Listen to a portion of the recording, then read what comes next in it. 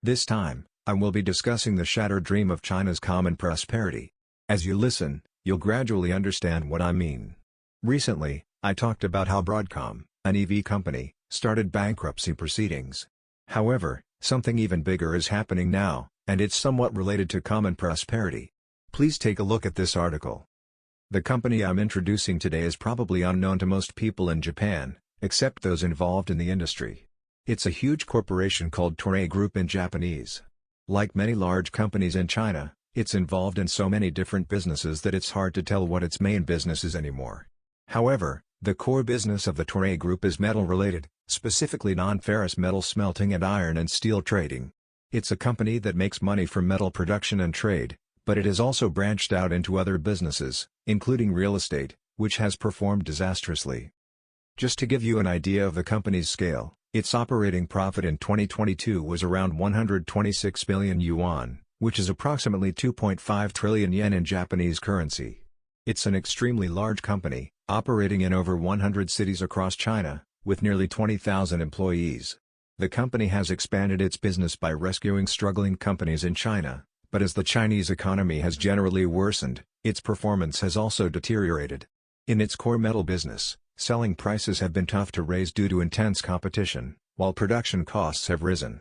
Particularly in the metal smelting sector, energy costs, which make up more than half of production costs, have surged, leading to squeezed profits. As I mentioned earlier, the company has also invested in real estate and various other businesses, but those ventures have also performed poorly. These businesses are partly financed through debt, leading to lawsuits from creditors demanding repayment. The company is currently involved in 145 lawsuits, with some group companies having their assets frozen as part of the proceedings. This means that some companies within the group are unable to manage their finances. As a result, the main Toray Group company and its major shareholders have had assets worth 2.2 billion yuan, about 44 billion yen, frozen by a bank that had lent them money. At this point, the company can no longer operate normally, as its accounts have been frozen, making it impossible to conduct financial transactions. Consequently, the company has entered bankruptcy. A bankruptcy administrator in Japan has already issued a public notice to creditors, instructing them to submit their claims by September 27 of this year. You might be wondering what this has to do with common prosperity. Well, the Toray Group is a very well-known company in China, not only because it is a major player in the non-ferrous metal industry but also because it created a model of common prosperity by integrating a village with the company. This company originated in a small village in Shandong province, now known as Toray Village, after the company. It's a place that might be unfamiliar to Japanese people, so let's check its location on the map. The arrow points to Toray Village. The company was established in this area, initially as a small apparel factory and a village production group. When the business began to falter, the current head of the Toray Group was put in charge of managing the factory. He first grew the company through the apparel business and then created Toray Group, which successfully expanded into metal-related businesses. As the company grew, it began a unique form of management that integrated the village with the company, something that could only happen in China. The company invested in the village, and all villagers became shareholders. As a result, the villagers of Toray Village were both employees and shareholders of the company. This meant that when the company made a profit, they not only received salaries and bonuses but also dividends as shareholders, making the villagers very wealthy. By the way, Toray Village was one of the urban villages that remained in cities as urban development advanced, but Toray Village no longer resembles a village. It's now aligned with buildings, and the villagers live in luxury apartments. The company had created a model of common prosperity, albeit on a small scale, where the villagers lived a wealthy lifestyle, especially compared to other villagers across China. However, it wasn't just about all the villagers being company employees. As an administrative unit, the village had its own government, with local government representatives elected by the villagers, a situation quite different from the rest of China. In Japan, there are companies that have employee stock ownership plans, where employees who work for the company are also shareholders. This type of management aligns the interests of employees and shareholders, motivating employees to work harder. But to stabilize this model, competent management is crucial. If a company's management falters, everyone suffers. Toray Group's downfall is a case in point. They should have focused on their core business but instead got involved in real estate and rescuing struggling companies, leading to their downfall as China's economy declined. China's economy was once booming, where it seemed that everything was profitable, leading to rapid expansion. But managing in such an environment doesn't require much skill. However, the era where anything could be profitable has ended, and now companies need leaders who can make wise decisions about which sectors will thrive and which will decline. Without such leadership, it's difficult to continue making profits. The Toray Group is a private company.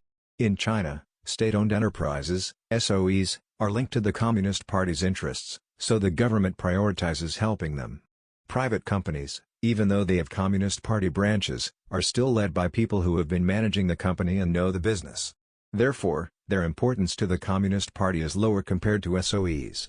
As China's economy has worsened, many companies are struggling, but the Communist Party is unlikely to help faltering private companies because that could negatively affect SOEs, which are critical to the party's interests. China is currently facing an oversupply issue, with too many companies and too much competition. As a result, weaker companies are expected to be weeded out, which is ultimately beneficial for the Chinese economy. However, the Communist Party wants the ones that fail to be private companies because SOEs are key to their power. In China today, private companies that have lost their strength are not being saved. Even if a company with over 2 trillion yen in annual operating profit goes bankrupt, leading to massive unemployment, the Chinese government is in a situation where it sees no other option. The severity of China's economic situation is not well understood in Japan, but it is quite serious. Therefore, Toray Group ended up entering bankruptcy proceedings. Going back to the topic of common prosperity, it ultimately requires a smoothly functioning economy. It's achieved by profitable companies distributing their wealth to a large number of people. However, the current situation is that companies are struggling to operate, and there is less money to distribute. Common prosperity needed to be realized when the Chinese economy was still strong. Now, there's hardly any money left to distribute. Had the poor been reduced during the economic boom, their purchasing power might have helped stabilize the Chinese economy, possibly allowing it to function independently of exports. However, those in charge of China are too greedy. They don't want to share their wealth with others. Those who have tens or hundreds of billions of yuan still want more. Because these people are running the country, the Chinese economy is now faltering while there are still many poor people. In other words, the high number of poor people has made the Chinese economy unsustainable. So even if they talk about common prosperity now, there's no money left to make it happen. The poor remain poor, and those who were once wealthy are now entering a phase where their assets are diminishing. China today is heading towards common poverty rather than common prosperity. This is, of course, due to the policies of the Chinese Communist Party. While they talk about common prosperity, their actions are leaving poverty unaddressed and maintaining vested interests. By doing things that favor the wealthy and powerful, the country as a whole is ultimately declining faster than expected. That's all for today. See you in the next video.